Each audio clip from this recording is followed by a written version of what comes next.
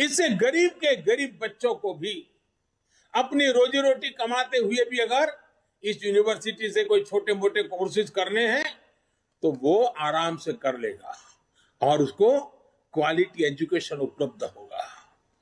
सरकार ने इस बार के बजट में स्पोर्ट्स को भी बहुत तवज्जो दी है और काफी वृद्धि की है।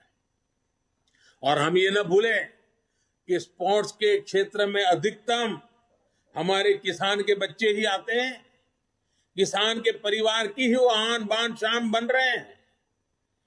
खेलो इंडिया अभियान के बजट को भी बढ़ाया गया है। स्पोर्ट्स का बजट पिछले 7 सालों में 3 गुना से भी ज्यादा बढ़ा है। इसका भी लाभ हमारे युवा साथियों को होगा। साथियों, आपने पोस्ट ऑफिस से जुड़ी अहम घोषणा की बजट भाषण में सुनी होगी।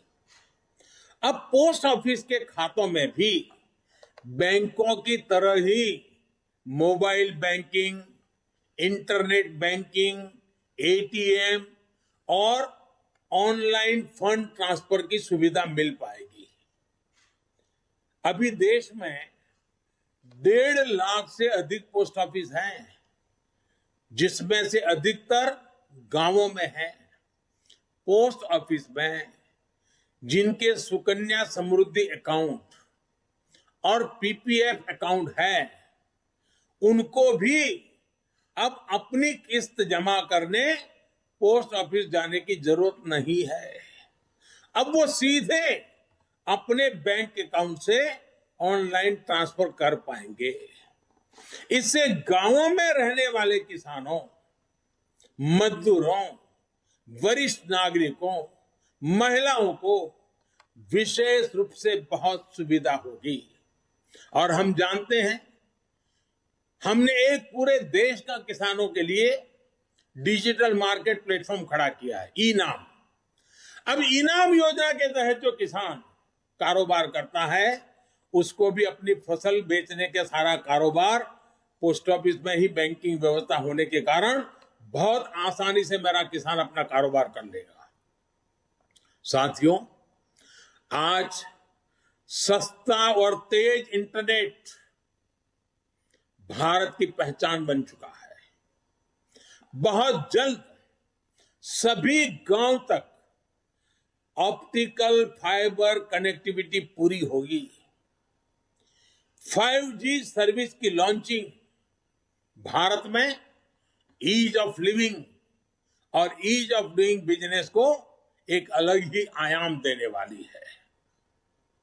इससे सिर्फ इंटरनेट ही तेज नहीं होगा, डेटा स्पीड ही नहीं बढ़ेगी, बल्कि रिमोट सर्जरी के लेकर स्मार्ट ट्रांसपोर्टेशन तक, अगर ड्रोन से मुझे दूर सुदूर पहाड़ के कोई फल फूल अगर नजदीक में शहर लाना है तो ड्रोन से उठा करके आराम से ले आ पाऊंगा।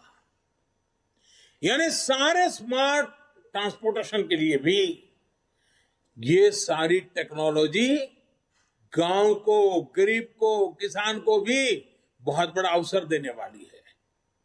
5G सर्विसेज देश में रोजगार के नए सेक्टर्स का सृजन करेगी, युवाओं को आकर्षक अवसर प्रदान करेगी, स्टार्टअप्स को प्रोत्साहन करेगी।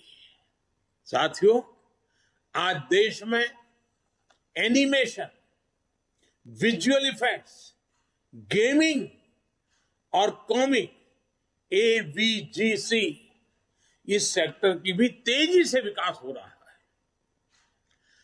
भारत मोबाइल गेमिंग को लेकर दुनिया के टॉप 5 मार्केट में से एक है। आकलन है कि आने वाले 2 सालों में यह सेक्टर 3 लाख करोड़ रुपए का हो जाएगा। अब मुझे बताइए, ये गेमिंग हम बच्चों को रोक नहीं पाएंगे। परिवार में बच्चा मोबाइल फोन पर गेम खेल रहा है, नहीं रोक पाएंगे। लेकिन क्या हमारे बच्चे विदेशों से खर्च करके आई हुई गेम से खेलेंगे कि हिंदुस्तान भी कुछ करेगा? और इसलिए हमारे देश की प्रतिभा को मौका मिले, इनोवेट करने का अवसर मिले, इस सेक्टर में क्रिएट इन इंडिया और ब्रांड इंडिया को सशक्त करने का भरपूर पोटेंशियल है। भारत को ग्लोबल गेम डेवलपर्स और गेमिंग सर्विस का हब बनाने के लिए इस बजट में एक टास्क फोर्स के गठन की बात की गई है।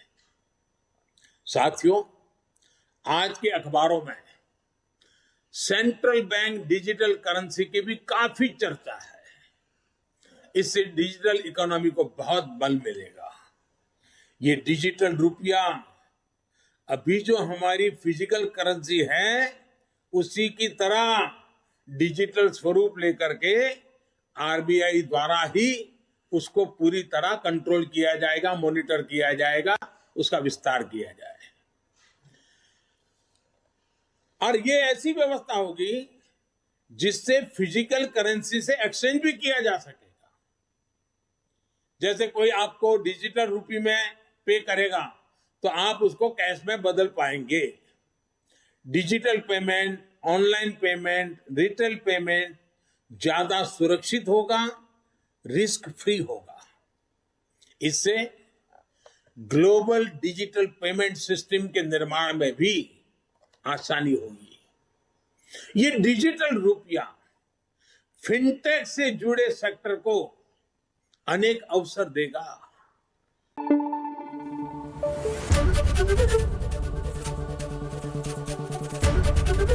एबीपी न्यूज आपको रखे आगे।